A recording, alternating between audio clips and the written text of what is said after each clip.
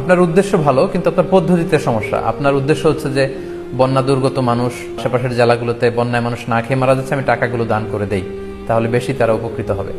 আমি বলবো যে আপনার যদি সামর্থ্য থাকে, সেক্ষেত্রে আপনি বন্যার্থ লোকদেরকে দানও করেন, পাশাপাশি কুরবানিও করেন, দুই জিনিস। অথবা আপনি যদি শুধু কুরবানি করতে চান, সেটাও আপনি করতে পারেন। আপনি কুরবানি করবেন, এতে করে কিন্তু আপনি যে দান করতে চান, আপনার এই পারপাসটাও কিন্তু সার্ভ হবে। কিন্তু কুরবানির টাকা দান করে দিলে কখনো কুরবানি আদায় হবে না।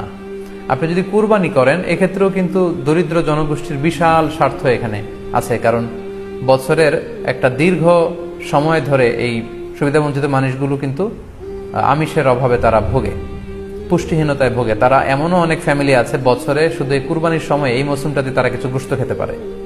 সো তাদের মধ্যে আপনি কুরবানি করে এই গোশত বিতরণ করতে পারেন। তাহলে আপনি কুরবানির মাধ্যমে কিন্তু এই গোশত বিতরণ করে তাদের